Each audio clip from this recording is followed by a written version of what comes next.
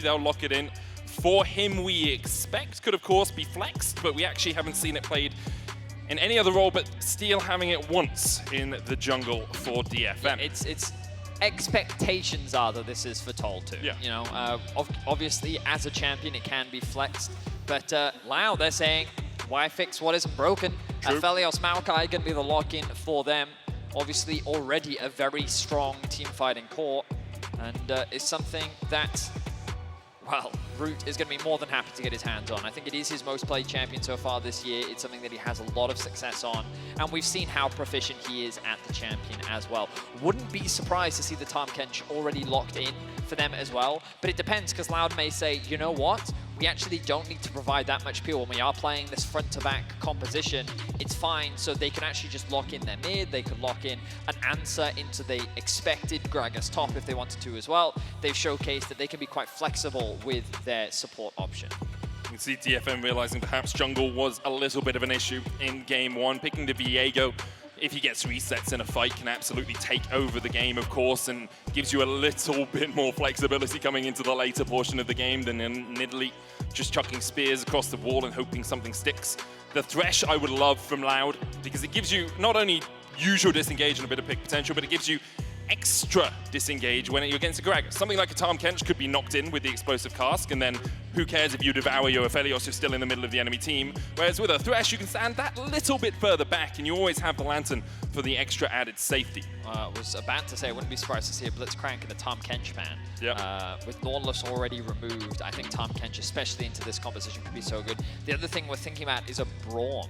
I was thinking about Braum in the last game, but because they prioritized the Lulu so early, it wasn't something that was really an option. But when you have such a heavy team fight that just kind of walks into you, Braum can be so effective, and it might be something that they want to remove. No, so both Tahm Kench and Braum are available. I think both can be very solid picks for Harp if that's the direction that he wants to go in. He, of course, does have an incredibly deep champion pool, so wouldn't be surprised to see a number of different things come out from him. It depends what DFM want to do with the remainder of the draft. Expectations are that we'll see top lane come through from Loud, something relatively safe. They may just run back the Gnar once again. They could even go for the Scion themselves if they just want to make sure that they have a solid front line. They have a lot of options at their disposal. The Swain ban does suggest the DFM may be looking at an Ari once more. Yeah, giving Ari to Aria is something that has happened very often for DFM and has worked very often for DFM. Won 4 of his 6 games on it this year. I wonder if Loud will look up towards the top lane. Gnar for Robo, he had a great performance on it in game 1, and into the Gragas can still have a relatively favorable matchup, especially with how Robo is playing right now. DFM will look towards their mid and support. As you say, Tahm Kench a possibility. I think it doesn't give Harp enough agency for my own liking, but in terms of compositionally, Tahm Kench makes a lot of sense. Well, we'll have to wait and see. We need to see a mid laner locked in. Oh wow, are they going to go... They might be going in the direction that you want, Medic, and that they will. Like so they that. want Harp on an engage, and the Leona will be locked in. Leona Jinx, a bot lane that we don't often see.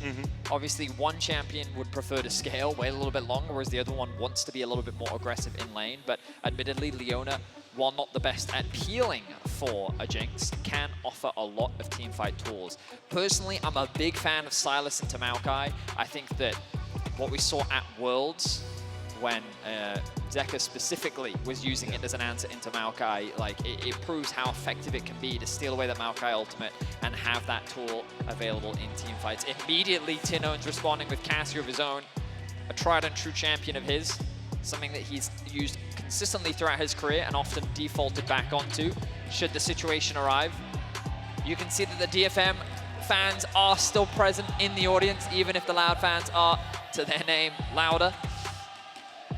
We'll see if DFM can bounce back. I think that they have a little bit more of a well-rounded composition this time around, but Loud sticking to what they won with in game 1. Yeah, good front to back with a tank in the form of the Maokai, some protection in the form of the Thresh, and Loud, if they can get that early lead or even keep the early game stable, do scale incredibly well. DFM have a little bit more a few more arrows in their quiver. A few more notches on their bow with the addition of this Sylas and the Viego, who just gives you a little bit more pressure as the game goes on over that Nidalee. I like the Gragas as well for Tol2. Means that he can have some agency of his own, can disrupt the fight. As on the Scion, he really struggled A bit better, and they have a few more tools in the fight. But by no means will these fights be easy. We'll be keeping my eyes on the mid jungle of DFM once more. We'll see if Aria can be unleashed on the map, because this matchup specifically is going to be a tough one for Aria to navigate. Obviously, playing into range can be a little bit tricky. Aria going for the first strike. Tinowns with the Conqueror in that mid lane. Once again, an aftershock Maokai. No real surprises when you look across the board. In terms of runes, everything pretty stock standard. I'll remind everyone watching, you can log into your Riot account and watch MSI on lolesports.com to earn exclusive in-game content. And new MSI-specific emotes and icons are dropping. It's active right now, and we'll run through the entire tournament. Did get a capsule yesterday as well. Did you? Yeah. I do collect them, though, because I'm fortunate enough to be part of the League Partner Program, so I get the skins unlocked for me. But I just have this collection of like 50 capsules from Worlds 2020. Wow. What a humble brag. I know, that's huge brag, you know. What a humble brag. Look at all this digital stuff I have, Betty. I can't sell it. I can open it, but it gives me skins I already have. Opening it is the best part. It is the best part.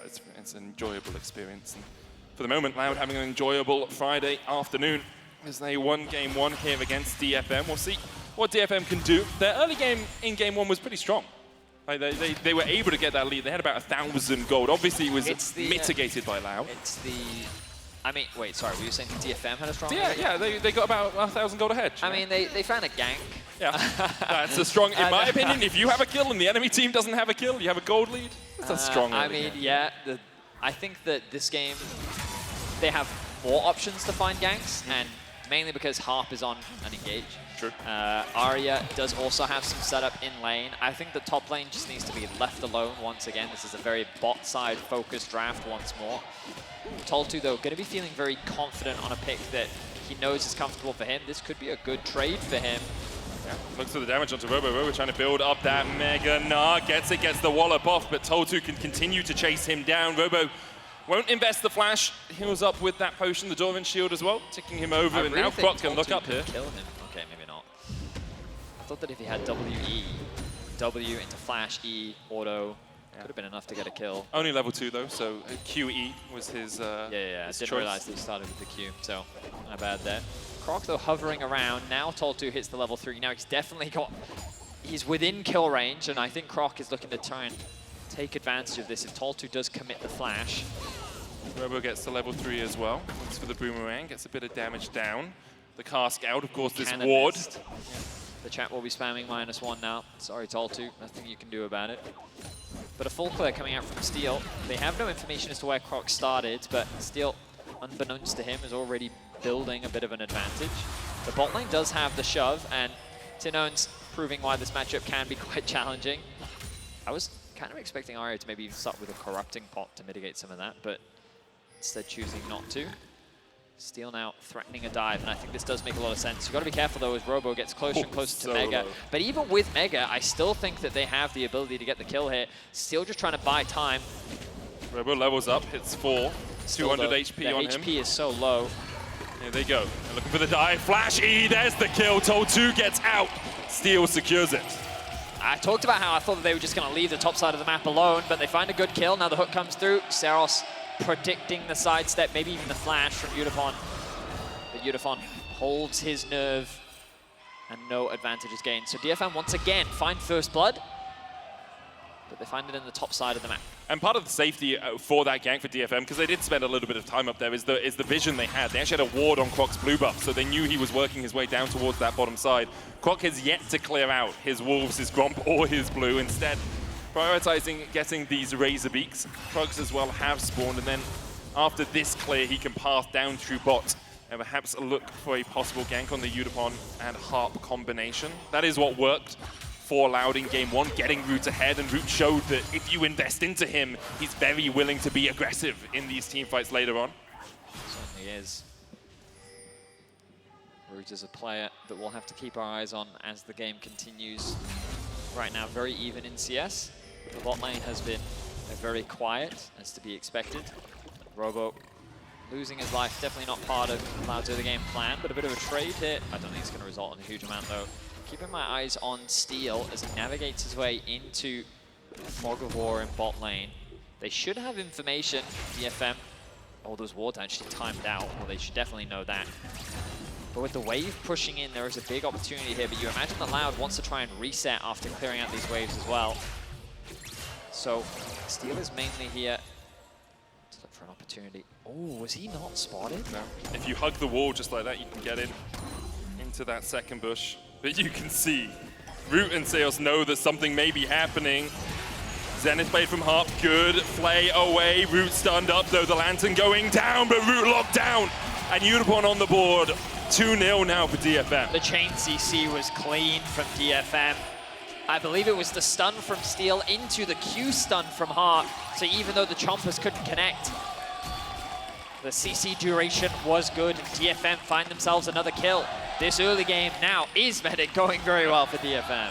Already a 700 gold lead and Root shut down. Didn't burn the cleanse or the flash in that last play, so deciding that he wasn't going to get away anyway, even if he had used those summoners. Yutapon goes back. He bought Berserkers, decides instead a Noon Quiver, the name of the game, alongside a Cult to try and keep that gold stacking up. Loud using the opportunity because DFM had to push in the wave and then reset there, going back to base, which means when we come out from, you know, the realm of death, we can't path down towards this dragon, secure the first Drake of the game. Robo trading here in the top lane with Tol2, winning it out right now. The wallop into the wall, into the mini Gnar, into the explosive cast, but Tol2 very low on mana, puts down another barrel. He's going to be able to sustain himself up with that happy hour. As you say, Aria on his way. Robo does have the flash, the boomerang coming out, looking for the hyper charge. Aria comes in, and down goes Robo.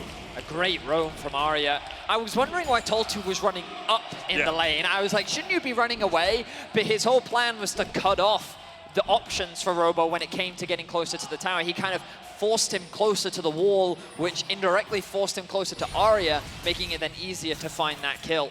Well played from DFM, Tol2. You're seeing the difference when he gets his hands on his comfort champion. He's doing so well in the matchup this time round. He's lost one game out of 12 on this champ this year. He's, as you say, incredibly comfortable. Maybe lucky number 13 for DFM. A win here, of course, would even out this series. But already a much better early game for DFM this time around. Now, admittedly, Loud, we already see how this composition works in the 5v5. You have slightly less engage options just because you replace the Thresh with the Leona. But by and large, the principle is still the same. Group up as 5, leverage your team 5 power, a lot of utility at your disposal. And you're going into what is a Cassio Aphelios. Yeah. Like, it's a very powerful front-to-back team composition, which is why, ideally, what you want is to build these early game advantages where you can. Leverage the fact that Maokai isn't the strongest ganker, and then when you enter these mid-game fights, you have that small gold advantage, so even the weaknesses from the comp are mitigated by the fact that you have that item or gold lead. So right now, DFM is off to a great start, and this could be a big fight for them. Keep your eyes on the supports. Harp, level 6, on his way up, or not. Actually, I feel like that would have been a really good opportunity to roam. DFM making the decision here not to contest this potentially. I think they wanted 6 on Steel. They're going to get it. Tol2 trying to get away from Robo, flashes up. Running. They should Trying fight to get away from the Twisted Advance, but Tol2 with a knockback into the Heartbreaker. Robo low, 150 HP remaining on the Gnar. He's going to try and kite away. Steel still on the chase. No flash for him, no ult, and Robo gets underneath the tower. Meanwhile, Tol2 tries to dish some damage back out. Steel pops the Harrowed Path and will be able to escape, and in the end, the Super Mega Death Rocket finds the Gnar, finds the kill, and Yutapon 2-0 to the good. Wow, Yutapon, I wasn't expecting the rocket to come from downtown. DFM's bot lane looking much more comfortable this time round. That early kill, combined with this one, is going to put Yutapon in a very comfortable position. I was surprised that Tol2 would choose to flash away. I looked at that 2v2 and I said, there's no way that a Viego Gragas is going to lose that one. But it seems like that after a little bit of skirmishing, DFM realized the same thing and were able to find a good trade. They walk away with the Herald, and now they can use this to really open up the game. Maybe they can funnel some gold into Aria, leveraging the mid lane plates, or maybe they just want to keep funneling gold into Yutapon. Aria looks for the damage, pecked by Engage, dodged by Tinowns. Spectral Maw channeled by Steel, but won't be close enough to land that W on the Cassio, and in the end, Tinowns able to survive the engage from Aria, who is at half HP. Tinowns has to respect the fact that the enemy jungle and the enemy support are currently not seen on the map, and so they could come in, calling across Seos and Croc to try and bolster his defenses. Dragon spawning in about a minute and a half. That'll be the next main objective that both these teams play for. We see Steel hovering around mid with Seos right behind Tinowns. A 3 versus 2. Of course, they didn't have full information as to where Seos was, but with Aria's HP bar, it's not something that DFM feel confident in fighting right now. This will give Loud access into the river. That control ward, though, just above Croc, not yet spotted along with a single ward, so DFM still have information in the bot river at the very least. They need Aria to go back to base. He does, of course, have the TP. Let's see if he picks up the Everfrost here. Would be really nice to grab, and that he will. Ahead of the Dragon, and this is what we're talking about. When you get those early gold leads, it can make a big difference in getting those early item spikes, and now you look at it with the Dragon spawning in about 40 seconds. In an ideal world, Yutapon could get his Gale Force as well, but likely hasn't had the time for that now. But with the Everfrost in Aria's possession, it should be enough for DFM to gain control over this river. Start of this objective. Very possible that Loud just give it up. You don't have to fight this. It's only second Dragon of the game. The stats and Ocean Soul gives are, you know, beneficial, but not so much that you want to throw away your lives in defense of it. And with DFM, as you say, having that 2,000 gold lead, Loud probably just want to sit back, reevaluate, work out exactly how they can scale into this game. The Rod of Ages on Tinowns will, in about 10 minutes, given that level up, of course. The Riftail charging in mid here as Steel comes across. Aria stows away the Nature's Grasp, and with the charge, managed to take down 2 plates. The use of Herald here for DFM. I think that when you saw 3 members mid, there was actually a great opportunity for you to threaten bot. Yep. You know, really start funneling those plates into Yutapon. But I guess the idea was to keep Loud underneath that tower, create this point of pressure. Aria will throw out the Maokai ultimate. Again, keeping that pressure up and just keeping Loud rooted to this mid-tier 1. The Dragon will go to DFM uncontested. They will hold on to their gold lead for now. Overall, great early game from DFM. And from Tol2 as well. Oh, like, yeah. It's taken him 2 days to really wake up, but in this game, the pressure he's putting down onto Robo, the fact he continually is winning out on these trades. Steel coming across as well, as Robo does still have the flash. Steel can look for the stun, but Robo will just hold the flash, gets underneath the tower. The Heartbreaker coming out as well, but the stun not quite connecting means that Robo is able to walk out of that one. Meanwhile, in the bottom side of the map, you can see Loud trying to get something, trying to at least deny a little bit of vision. They'll do exactly that and maybe steal away a red buff to boot. The cross map makes a lot of sense here. An opportunity for Loud to get some plates back, get Root a little bit more gold. Loud actually choosing not to steal away the red buff here. A little bit surprising. That second plate didn't quite go over in favor of Loud. But Croc continues to hover. Tinowns will be locked to his mid lane for the time being. Tol2 going back to base, but no TP. The engage from Locked up, DFM. has the cleanse. The Lantern goes down as well. Root trying to disengage here. The Solar Flare hits and Root locked up. The flash comes out. Nature's Grasp from the side as well. Moonlight Vigil will give Root a little bit of healing, and in the end, Loud are able to disengage. Croc has the flash. The Zenith Blade chases him though, and Aria can dash back in if he wants. Harp though now on the wrong side of the wall. He'll fall. Tinowns takes him out. And the gold evens out just that little bit as Aria tries to escape from the Cassio, but could be some pretty difficult clutches to manage to wrangle yourself away from. And the hook landing onto Steel as well means that Seos and Tinowns will be able to get another Yutapon now taken down in the bot lane. And what was originally disaster for Loud turns into delight. Really good punish from Loud and a massive overstep from DFM. Harp, he was not planning on going over that wall. No. A great flash from Croc, drags him with him, and then Tinowns actually destroys the blast cone before Harp gets an opportunity to use it and get away to safety, which means that a man down, Loud see an opportunity to re-engage. So it all starts with a good setup initially from DFM. The cleanse gets forced out. The flash then comes through from Yutapon saying, hey, you know what? I think I can get an execute onto Root here. He gets a big heal from his ultimate, thanks to the red gun. And then DFM is saying, you know what, let's go for this. Flash in from Harp, and then look, he's locked over the wall. Tinowns immediately hits the blast cone, which means the Harp can't get to safety. Free kill handed over to Tinowns, and then DFM split up. And there's a bit of a mixed decision here. Aria is saying, you know what, I think I can fight Tinowns. Steel's saying, I can help you. But now, as Aria is disengaging, Steel finds himself left isolated, and Yutapon, in his attempt to then help him, isolates himself as well. So DFM kind of tried too hard to assist their teammates, which then baited one another into kill after kill after kill. Something Broxer told me once when he was training me how to jungle is dip the inters. Sometimes you just have to accept someone is dead. And right there, DFM throwing good after bad, it seems, losing a couple of members, and now Loud with a gold lead. Vedi almost 1,000 gold ahead. Going to be able to get a little bit more here as we see the MasterCard gold difference. 14, Root with a strong lead, 700 gold ahead, and it's only going to keep expanding as the game continues. You can see actually 900 gold now as we come past up towards the 16-minute mark. Rift held up a minute 23 on the Hextech Drake as well. Would only be the second of the game for either of these teams, but it feels like the Drake is just a backdrop. It's just scene setting for a fight. And both these teams seem willing to take a battle once again in the river. Right now, the Herald, the start for Loud. Steel trying to come in as well with that Herald path.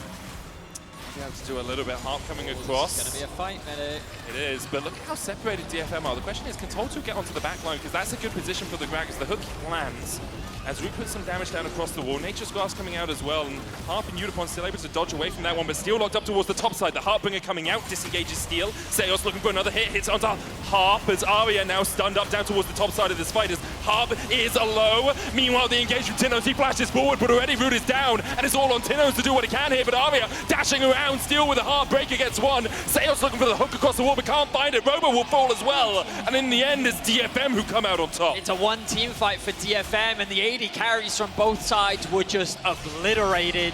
There is very little that can stop these top sides from just decimating the AD carries. Root was taken out, Yutapon was flashed on by Tinowns, and it was up to the mid laners, the junglers, and the top laners, and it was DFM's top side that was able to walk away victorious. They will get themselves the Rift Herald. And after that bot side skirmish where Loud got a bunch of kills, I was getting concerned for DFM that it would be another affair of DFM floundering their early game advantage and Loud being able to win out on the team fights, but this bodes well for DFM as they showcase that as long as they can get that initial kill, the resets start to come through for Steel, Aria can steal away a good ultimate, then these team fights are still very winnable for DFM. It's a first kill comp, Betty. You have so many resets, you've got the get excited from Yutapon as well. If you can kill the first player, the rest of the fight very much starts going in your favor. And they have the tools to do that as well. They have the ability to isolate someone with the Solar Flare, with the explosive cast, lock them up, bring them back into your team, and then take them out. But Tol2 stepping a little bit too far forward in pursuit of the Dragon. He will fall. He almost gets away, but Robo in the end does manage to secure the kill. The chase continues as the Nature's Glass is going to land a twisted advance, the Solar Flare, but Robo has the Gnar. Steel flashes away from it, and now Croc is in a bad situation, manages to escape with the Lantern. Root up towards the top of the fight is being isolated by Steel, but in the end can just back away to the rest of his team. Aria's on his way here as the pings come out for Loud. Rift Herald used in the mid lane. DFM trying to keep the tempo of the game up, trying to keep Loud away from the bot side river, but Seos lands the hook. Harp played back, Seos low, Aria diving in. A stopwatch from Seos buys him just a second more time and buys him a way to survive as well. Aria now trying to get away from the Twin Fangs, he dives back in, but Medusa catches him in her grasp. The shutdown going out as Yutapon will fall as well, and Loud absolutely decimate the fight. It looked like a good opportunity for DFM. The re-engage looked promising, but Seos with the stopwatch, Tinowns with the ultimate, and Loud with the victorious fight are putting them in a fantastic position to 2-0 this series and move forward in the play-in stage. This will be another Dragon going into the back pocket of Loud, another one team fight going to Loud, and the fans are erupting. It's not done yet, but you can hear the elation in the Loud fans' voices. Brazil, CB LoL have never won a best-of series as Seos finds it the play away from the blast cone. Another hook comes out as Thresh can just dish him out for dinner. Steel trying to get away, the ignite is taken, but the boomerang hits him in the backside and ends his life. Baron up in 30 seconds, Betty. That's a 30-second death timer for Steel as well. It would be ambitious for Loud to force it, but you know what? Why not? They see how strong Tinowns is. When you have Aphelios and Cassio, your ability to melt this Baron is incredibly fast. And they may just do it. Can just look to control the jungle as well. There are still littered wards in this They're doing topside it. jungle. 1 second, Tinowns, he's going to start that Baron up immediately. Robo Gnar's away Aria. That's a big ultimate used before the fight begins. The Super Mega Death Rocket saw them there, and you can see the TP already from Tol2. They know DFM realize that the tempo has been quickened here. They are called to a battle in the river, but right now Loud have already skilled the Baron, and maybe they'll just look to get out. They can retreat instead. Root advances. Yutapon has to flash across the wall. Root survives as Steel goes down. Another will fall as Tol2 finds himself in the midst of 5. Loud get the Baron, get 2, and clean up the fight. Loud get everything that they could want, and DFM is falling apart. They had a great early game, but the skirmishes did not go in their favor. They made small mistakes that Loud have been very quick to punish, and the confidence from this Loud squad is something that cannot be slowed down. They began the Baron without hesitation. Look at the miasma to cut off the entrance. The Maokai ultimate as well. Steel gets desperate as he and Yutapon tried to find a pick onto Root. Root just forces Yutapon out of the fight completely. A great flash from Root to sidestep the Heartbreaker. And with all of the shurikens lying in wait, Root walks away victorious. Loud walk away victorious, and Loud are looking to 2-0 DFM and get their revenge from Worlds last year. The addition from Root, in fact, transforms the landscape against DFM, it seems. Loud now just have to cross their T's and dot their I's. They're pushing in 2 waves. We saw this in the last game as well. Robo up towards the top side, dealing with Tol2. DFM not defending their tier 2s right now. The inhibitor will be the line of scrimmage, will be the line where the battle is drawn. Aria, Harp, and Yutapon just trying to find what they can. You do have 2 items on Aria, you have 2 items on Yutapon. DFM have the tools in their kits to find their opposing men. The question is, can they do it in the face of Loud? Tol2, oh no, he may have overstepped. He misses the barrel. Robo just feeling himself right now. Steel's gonna go back in, but they cost him half his health. Meanwhile, Root in the mid lane, cycling through the guns as quickly as he can to take down this tower. Robo's gonna get that Mega, get a health infusion from it as well, and the inhibitor tower in the mid lane will fall. Aria has the Nature's Grasp stolen away. Perhaps that's their last hope of defense here for DFM. 1 moment between them and elimination from MSI 2023. 1 moment for someone to show their caliber. DFM still defending, 8,000 gold behind now as their inhibitor in the mid lane falls. Loud are playing patiently once more with a convincing gold advantage. They split up into the 1-4. Tinowns smartly positions himself in between the 2 lanes, ready to support whoever needs it, knowing that Robo and Root in isolation can do the damage that they need. Now Root's committing onto this tower, will melt through the objective. And what was that? 4-5 towers secured in favor of Loud. 5.3k, 5.4k is the Baron power play. The Dragon spawns in a minute's time, and Loud will walk away with significant damage done. DFM, they're on their last legs. Their backs are completely against the wall. If they aren't able to find a miracle now, their journey at MSI 2023 will be over. You can see Loud starting to prepare for the final fight. Tinowns gets himself a stopwatch, knows buying a little bit of time can be the difference maker. Root on his way to a 3rd item, Aphelios. Vision cleared out by Loud. The Dragon up in 30 seconds time would only be soul point for them, but they're not going to sniff at a Hex Tech here, Vedi. The DFM backs against the wall, backs against the rope. Aria perhaps a little bit overextended here. The darkness looms. Croc looms, Seos looms, but the rest of the team really aren't there to follow up. Robo looking for a little bit of damage. The Shurelya's coming out as well, and Aria's just chased down. Solar Flare used by DFM to try and disengage, but Loud, no minions here to push further forward. Supers in the mid lane start to do their work on their opposing minions. Loud, no Baron on them. The Drake still up if they wanted it, but instead they look for that play down towards the bottom lane. Yutapon will deal with the mid lane, and Loud will turn their eyes back towards that Drake. So overall, another advantage gain for Loud. They're able to force the flash out from Aria. They're able to secure themselves another objective. Now Loud have a few options here. They could either try and force, start playing through top side, play through bot, set up another 4-1 and slowly siege into the base, or they can just wait for the Baron. They can still maintain this pressure, but they don't have to overcommit. They just chip away at the towers as they wait for the Baron to respawn, which I think is the slower, safer play. Robo, oh. Then his blade goes in, the hook goes down, and Harp's immediately locked up against the wall. Gnar coming out as well. Dragon will fall, steals away one, gets the hook back in as Tol2 looks for a re-engage, but the petrifying gaze from Tinowns is perfect. Aria steals away the Gnar, the cleanse comes out though, and now Aria is in the midst of 3 members of Loud, and they will shut him out. Yutapon falls as well, and Loud can see the win in their eyes. Loud do not hesitate for a second. Even without Croc, they're able to find a fantastic fight, and it's the carries for Loud that come up clutch. They're looking to 2-0 DFM and claim their revenge. In 2022, it was DFM that denied Loud their shot at Worlds Group.